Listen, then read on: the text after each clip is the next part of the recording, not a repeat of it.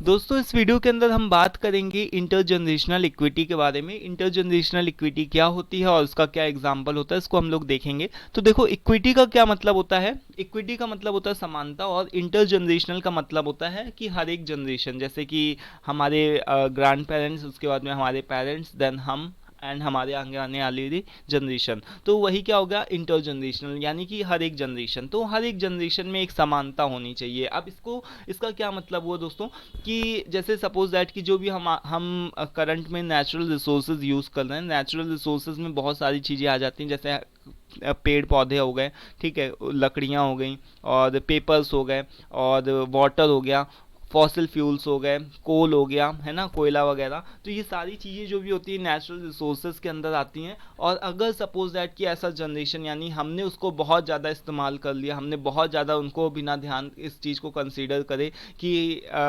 हमारे आगे आने वाली जनरेशन का क्या होगा। जैसे कि पानी बचाओ क्यों बोला जाता है, क्या पानी की कमी हो जाएगी, है ना। मतलब इस वजह से, क्योंकि हमारा जीवन तो अच्छी तरीके से चलो निकल जाएगा, लेकिन आगे आने वाली जनरेशन को वाटर क्राइसिस का सामना करना पड़ सकता है। तो यही चीज़ होती है दोस्तों इंटर जनरेशनल इक्विटी, यानी कि fair distribution of resources, opportunities and burdens between the different generations, यानी कि हमारे और हमारे आगे आने वाली जितनी भी पीढ़ियां हैं, जितने भी जनरेशन्स हैं, उन सभी के बीच में हम एक तरीके से प्रॉपर एक बैलेंस तरीके से हम नेचुरल का रिसोर्सेज का फ्लो बना करके रखे रहें। जितनी वे अपॉर्चुनिटीज़ हमारे पास में हैं उतनी और उनसे ज़्यादा अपॉर्चुनिटीज़ जो भी हमारे आगे आने वाली जनरेशन के पास में होनी चाहिए। जितने नेचुरल रिसोर्सेज जैसे हम यूज़ कर रहे हैं पानी का और सभी चीज़ों का, वैसे ही वो लोग भी यूज़ करें, ठीक है, उनके पास में भी वाटर क्राइसिस और इन सभी चीज़ों का, कोई भी चीज़ों का सामना ना करना पड़े।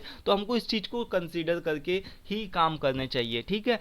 सो यही चीज़ बताई गई कि इंटर जनरेशनल इक्विटी का मतलब यही होता है कि हर एक जनरेशन के बीच में समानता होनी चाहिए। किस चीज़ में, कि fair distribution of resources, opportunities and burdens between the different generation. So making sure that each generation get a fair share of resources and opportunities without harming the changes of future generation, यानी कि हम इतना ज़्यादा consume ना कर लें किसी चीज़ को जिससे कि हमारे आगे आने वाली जनरेशन को क्राइसिस का सामना करना पड़े। तो it involves thinking about how our actions of today affect the life of those who comes after us, यानी कि जो भी हमारे एक्शंस हैं, जो भी हम काम करते हैं, या फिर जो भी हम एक्शंस परफॉर्म करते हैं, कि बहुत सारा पानी का इस्तेमाल कर लिया, या फिर एकदम बिना कंसीडर करे एकदम पानी को बहाते चले जा रहे हैं, या फिर बिजली को भी, लाइट है, पंखा है, उसको भी नहीं कंसीडर कर रहे हैं, कि कमरे में खाली कोई बैठा भी नहीं है, उसके बावजूद वो पंखा चलता जा रहा है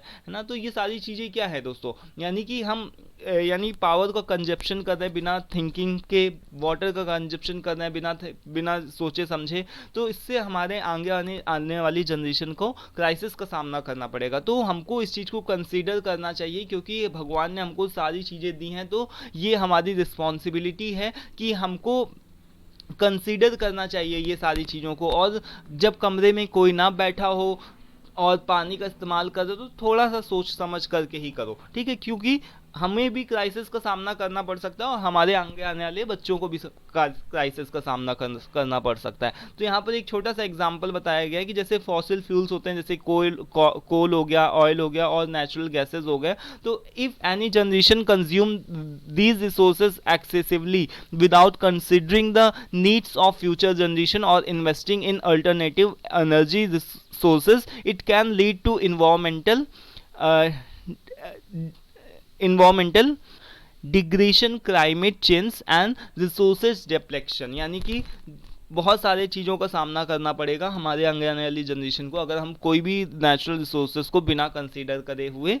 यूज़ करते हैं। तो इससे क्या होगा कि आपको क्लाइमेट चेंज देखने को मिल सकता है, आपको बहुत सारी चीज़ों का अदर अदर क्राइसिस और बहुत सारी चीज़ों का सामना करना पड़ सकता है, जो जो नेक्स्ट जनरेशन हो सकती है। तो यही चीज़ है बस इंटर जनरेशनल इक्विटी के बारे में, बहुत ज़्यादा कुछ भी नहीं है आपको समझने के लिए। तो आई होप कि क्लियर हो गया होगा, कोई इतनी बड़ी कोई खास बात नहीं। तो आप अपने हिसाब से उसको अपने वर्ड्स में लिख सकते हो, ठीक है। और नेक्स्ट वीडियो में दोस्तों हम बात करेंगे diversity in different generational in the work place. तो इसमें भी हमको काफ़ी इंटरेस्टिंग टॉपिक है, इसको भी हम लोग देखेंगे नेक्स्ट वीडियो में। तो आज की इस वीडियो में इतना ही, मिलते हैं नेक्स्ट वीडियो में। Till then take care, thank you and bye bye.